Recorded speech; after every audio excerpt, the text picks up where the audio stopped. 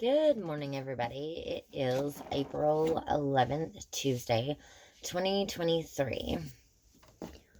It is 9:05 in the morning. Okay, this is part 12 of Prologue at Theodore Rex. Roosevelt remained behind to shake hands with members of his cabinet, asking them to prepare for an immediate meeting. He went into the hall to receive the farewells of departing guests. God bless you, Mr. President. The whole country will pray for you, Mr. President. There were tears on many faces, but he seemed unmoved. A reporter was struck by Roosevelt's curious, nervous tension. So, at odds with his usual boyish good cheer, the cause of it was not at all any sense of the weight of his new position, but the reaction of a strong man to the idea that he was entering a domain where assassins lurked in the shadows and the ground might open at any moment under his feet. The cabinet meeting proceeded behind closed doors. Afterward, Roosevelt came out onto the porch to announce that all 6 officers had agreed to remain in their positions, at least for the president. He had similar assurances from his 2 absent secretaries, John Hay and Lyman Gage. This was true in the sense that both men had wired messages of support, but until he saw them in Washington, he hardly knew what their assurances were worth. Business completed, Roosevelt put on his borrowed silk hat. "Let's take a walk," he said to Elihu Root. "It will do us both good." A quartet of policemen fell into line behind him on the gravel path.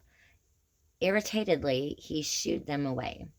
"I do not want to establish the precedent of going about guarded." The policemen touched their helmets, retreated a yard or two, and followed as before.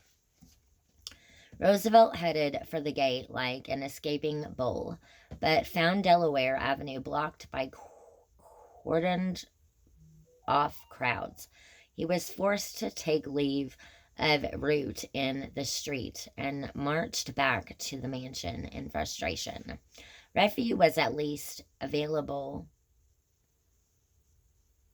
in the morning room, where Cortelyou had laid a desk with pencils, an exercise book, and a copy of Messages of the Presidents.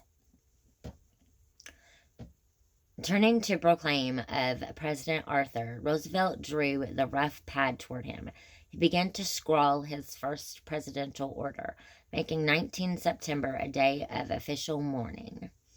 God, in his infinite wisdom, the pencil hovered, then slashed back through the cliche. "A great and terrible bereavement," is wrote instead. Has come upon our nation. Roosevelt tried to make the last words more personal. "Has befallen our people. The President of the United States has been struck down." How to describe the act of assassination? A foul and dastardly crime. The basest of all crimes, a crime so dastardly. He struggled to reconcile his love of strong language with the need for dignified expression. It had always been thus with him: conflict between belligerence and civilized restraint, between animal brutality and human decency, between pessimism and optimism, or, as his perceptive friend Owen Wister put it, between what he knew and his wish not to know. In youth, the aggressive impulse had predominated, but in maturity he had strengthened himself to a state of containment, like a volcano seethed in hardened lava. For 3 years there had been no serious fissures. At any rate, his struggle today was brief. The sentences began to shape themselves into statesman-like prose, and soon the pencil was moving confidently. Now, therefore, I, Theodore Roosevelt, President of the United States. ... Okay, that's all for part 12. Prologue. Theodore Rex. Thank you for watching.